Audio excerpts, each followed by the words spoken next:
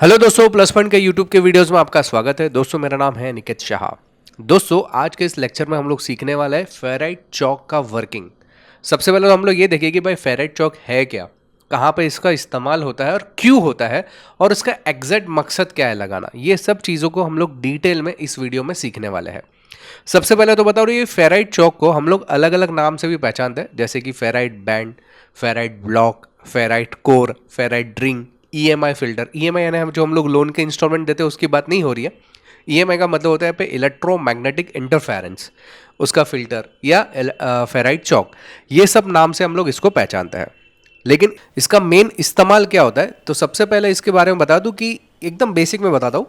The chalk that suppresses high frequency electronic noise in the electronic circuit. इसका मतलब क्या है, सरल भाषा में यह है कि भाई इलेक्ट्रॉनिक सर्किट में अगर इलेक्ट्रॉनिक नॉइस आ जाता है तो उसको निकालने का काम करता है या उसको दबाने का काम करता है। अभी इलेक्ट्रॉनिक नॉइस क्या है, ये आपने शायद नया सुना रहेगा, इलेक्ट्रॉनिक नॉइस। टेंशन मत लीजिए, इसमें पूरा डिटेल में बताने वाला हूँ इस वीडियो में, ठीक है। तो सबसे पहले तो ये आपको दिखाई दे रहा है, ये एक केबल है जिसमें आपको ये ब्लैक कलर का ये रिंग दिखाई दे रहा है यहाँ पे, करेक्ट। इसके अलावा आपको ये देखो, ये वीजीए केबल है, जो हमारा जो एलसीडी वगैरह है उसके पीछे जो केबल लगाए गए उसमें भी है, या कभी कभी चार्जर के आसपास भी तुमको ये दिखाई देता है, करेक्ट। ये हमारा लैपटॉप का चार्जर है, उसमें भी आपको नज़र आता है। या कभी कभी यूएसबी केबल, कैमरा के केबल्स, लैपटॉप के केबल्स, बहुत सारी जगह पे आपको इस टाइप का कुछ भाग देखने मिलता है। इसको हम लोग बोलते हैं फेराइट कोर। क्या बोलते हैं? Ferrite core. और आमतौर पे अगर ध्यान से देखोगे ना, तो जो कनेक्टर रहता है ना, हम लोग जहां पे मान लो ये हमारे लैपटॉप का चार्जर है, करेक्ट। तो लैपटॉप यहाँ पे कनेक्ट होना है, ये जो हिस्सा है हमारे लैपटॉप के अंदर कनेक्ट करना है, उससे थोड़ी दूर ही इसको लगाया जाता है, पहले नहीं आता है, एकदम अंत में आता है। ये उसकी पोजीशन है।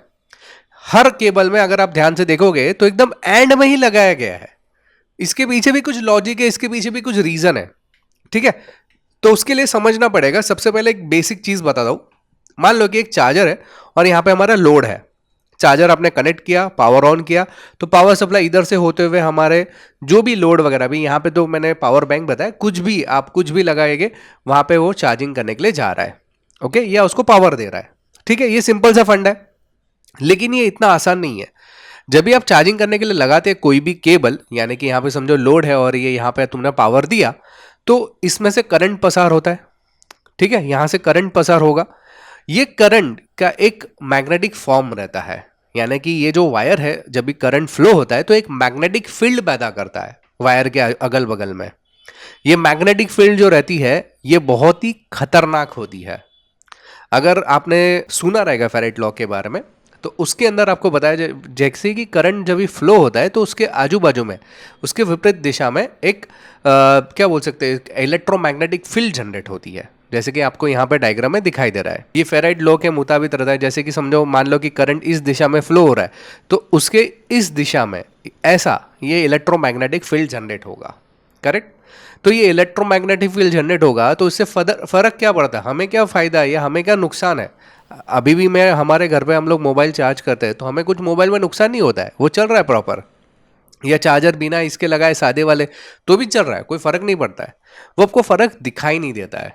मैं इसको डिटेल में थोड़ा बताऊं, तो जब भी मैग्नेटिक फील्ड जनरेट होती है ना वायर के अंदर, यानी कि ये जो वायर है इसमें मैग्नेटिक फील्ड जनरेट होने लगी, करेक्ट। जब भी सप्लाई दिया हम लोग ने, करंट पास हो रहा है इसकी वजह से, तो ये मैग्नेटिक फील्ड एंटीना के जैसा काम करने लगता है। अभी पहले के ज़माने में छत के ऊपर एंटीना लगा देते टीवी सिग्नल दिखने के लिए, करेक्ट। आज की तारीख में भी काफ़ी जगह पे एंटीना का यूज़ होता है सिग्नल को पकड़ने के लिए। तो हमारा wire act as an antenna बन जाता है।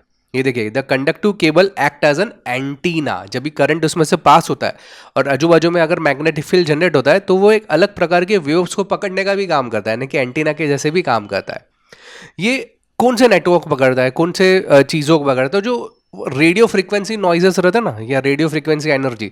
रेडियो फ्रीक्वेंसी एनर्जी यानी क्या, लेकिन आपको यहाँ पे दिखाई दे रहा है कि जब भी करंट फ्लो हो रहा है एक जगह से दूसरी पे, तो उसके भीतर एक मैग्नेटिक फील्ड जनरेट तो हो रही है, साथ ही साथ बहुत सारे अलग अलग फ्रीक्वेंसी भी उसके साथ में ज्वाइंट होती जा रही है। तो इसकी वजह से क्या हो सकता है कि वो जो केबल या ये जो एनर्जी है उसी केबल के साथ में आगे बढ़ती जाएगी करंट के साथ में। इसको बोलते हैं हम लोग इलेक्ट्रॉनिक नॉइस। क्या बोलते हैं? Electronic noise. अभी आपको समझ में आया इलेक्ट्रॉनिक नॉइस क्या है? इसकी वजह से हो सकता है कि हमारा जो लोड लगा हुआ है, जैसे कि मोबाइल है या लैपटॉप है या कोई भी एक्सरे मशीन्स है या जो एलसीडी टीवी है, उसमें प्रॉब्लम आने की संभावना बढ़ जाती है, 100% बढ़ जाएगी। समझ में आ रही बात? यानी कि ये जो मैग्नेटिक फील्ड जनरेट होती है उसकी वजह से हमारा जो लोड में नुकसान होने की संभावना बढ़ जाती है। अगर मैं नुकसान की बात करूं तो अगर आपने कभी कभी देखा रहेगा कि लैपटॉप का चार्जिंग लगाया उसके बाद में लैपटॉप भी बंद हो गया, ऐसा हुआ रहेगा।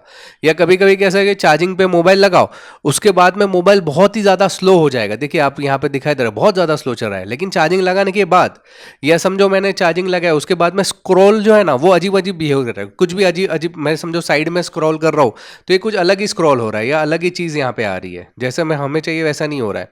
या हमारा जो लैपटॉप का डिस्प्ले उसमें लाइनिंग्स आने लगी। तो ये सब कॉमन प्रॉब्लम है। ये सब जो प्रॉब्लम है इसकी वजह एक ही है, इलेक्ट्रॉनिक नॉइस। समझ में आया इलेक्ट्रॉनिक नॉइस के क्या नुकसान है? अभी ये इलेक्ट्रॉनिक नॉइस कौन जनरेट करता है या कौन से प्रकार की जो फ्रीक्वेंसी है हमारे वायर के अंदर आ सकती है? तो आपके घर में वाईफाई आजकल ज़्यादातर लगता है, तो वाईफाई की फ्रीक्वेंसी है 2.4 गीगाहर्ट्ज़ से लेकर लगभग 5 गीगाहर्ट्ज़। मोबाइल जो टावर्स रहता है, अभी जैसे कि मैं यहाँ पे बैठा हूँ, मेरा मोबाइल है समझो यहाँ पे, तो वो मेरा समझो एयरटेल का सिम कार्ड है, तो ऐसा ज़रूरी नहीं कि पहले एयरटेल का ही सिलेक्ट कर देगा। मेरा मोबाइल क्या कर रहा है, हवा में जितने भी नेटवर्क है मौजूद सबको ले रहा है। ओके, तो इसको हम बोलते हैं रेडियो वेव्स। समझ में आ रही हो? जैसे कि अलग अलग नेटवर्क रहते हैं, तो जैसे 824 से लेकर 849 मेगाहर्ट्ज़ तक की रेंज है। वैसे बहुत सारे इक्विपमेंट्स है जो अलग अलग इलेक्ट्रॉनिक वेव्स रहता है, इलेक्ट्रोमैग्नेटिक फील्ड बनाती है, उन वेव को अट्रैक्ट करता है हमारा केबल, जिसको हम लोग बोलते हैं इलेक्ट्रॉनिक नॉइस। समझ में आई बात? ये इलेक्ट्रॉनिक नॉइस हमारे करंट में क्या इफेक्ट करता है, तो यहाँ पे देखिए, ये नॉर्मल हमारा वेव फॉर्म है। इलेक्ट्रॉनिक नॉइज आने पर उसमें ऐसा सडनली चेंजेस हो जाते हैं। या ये यहाँ पे देखिए एकदम क्लियर दिखाई दे रहा है, ये देखिए यहाँ पे ग्राफ में आपको डिफरेंस नजर आ रहा है, यहाँ पे और यहाँ पे देखो डिफरेंस। इसको बोलते हैं इलेक्ट्रॉनिक नॉइज का इफेक्ट हुआ है। और यही चीज हमारे इलेक्ट्रॉनिक कंपोनेंट्स को, इलेक्ट्रॉनिक सर्किट को डैमेज कर सकती है। समझ में आया? अभी इसका सॉल्यूशन क्या है? हमारे इलेक्ट्रॉनिक सर्किट को अगर बचाना है ये इलेक्ट्रॉनिक नॉइस से, तो उसका सॉल्यूशन क्या है ये बताने से पहले जानकारी के लिए बता दूं, हम लोग ने ऑनलाइन में कई सारे कोर्सेज चालू कर दिए। Mobile repairing, laptop repairing, electronics, electrical, home appliances repairing, computer hardware, software, काफ़ी सारे कोर्सेज है। ये सब कोर्सेज करने के लिए गूगल प्ले स्टोर पे आपको खाली प्लस पॉइंट ट्रेनिंग नाम का ऐप सर्च करना है। ये डाउनलोड करने के बाद, इंस्टॉल करने के बाद आप ओपन करोगे तो वहाँ पर काफ़ी सारी चीज़ें आपको नज़र आएगी, जिसमें स्टोर सेक्शन पर क्लिक करने के बाद आपको सभी कोर्सेज हम लोग जो प्रोवाइड करते हो आपको नज़र आएंगे। व्यू ऑल करने पर नज़र आएंगे। जो कोर्स करना है उस पर क्लिक करने के बाद उसकी सारी डिटेल इन्फॉर्मेशन फीस के रिलेटेड आपको मिल जाएगी। इसके अलावा अगर आप कंटेंट पे क्लिक करोगे तो उसके अंदर हम लोग क्या क्या चीज़ें सिखाते हैं वो भी डिटेल्स आपको यहाँ पे मिल जाएगा। ये ऐप के ज़रिए आप मुझसे डायरेक्टली बातचीत भी कर सकते हो। अधिक जानकारी चाहिए ऑनलाइन कोर्सेज के रिलेटेड तो ये मेरा व्हाट्सअप नंबर है, जिसपे मुझे केवल हाई का मैसेज डाल दीजिए, तो मैं आपको ऑनलाइन कोर्सेज के रिलेटेड पूरी जानकारी प्रोवाइड करवा दूंगा। तो चलो इसका सॉल्यूशन की ओर बढ़ते हैं। तो इसका सॉल्यूशन है फेराइट चॉक। ये फेराइट चॉक जो है कुछ इस प्रकार से दिखाई देता है, ये ऐसा खुलता है ढक्कन इसका, तो ये इस तरह से कुछ दिखाई देता है। ये कैसे काम करता है? तो बेसिकली होता यूँ है कि हमारा जो भी वायर रहेगा ना, इस फेराइट चॉक को उसके अंदर से, मतलब ये इस तरह से आया, ऐसे डबल साइड इसको अंदर पैक कर दो, इस चॉक के अंदर डाल दो। ये चॉक के अंदर जो मटेरियल है ना आपको, ये ब्लैक कलर का एक प्रकार का मैग्नेटिक मटेरियल ही है इसके अंदर, एक प्रकार का मैग्नेटिक है। मैग्नेट एक्चुअल में मैग्नेट नहीं है, लेकिन मैग्नेटिक फील्ड को जनरेट करने वाला एक मटेरियल है।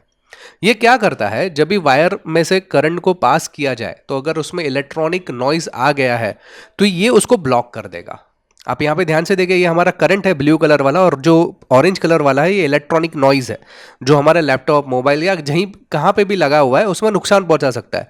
तो ये जो फेराइट कोर है उसको ब्लॉक कर देता है, बेसिकली उसको हीट में कन्वर्ट कर दिया, क्योंकि ये भी एक प्रकार का मैग्नेटिक है और ये भी एक प्रकार का मैग्नेटिक फील्ड है। ये दोनों मिला के हीट जनरेट होगी, और ये जो मैग्नेटिक फॉर्म की वजह से ये जो है आपका नॉइज है इलेक्ट्रॉनिक नॉइज, वो हीट में परावर्तित हो जाएगा, जिसकी वजह से आगे जो जाएगा वो प्योर सप्लाई जाएगा, प्योर करंट जाएगा।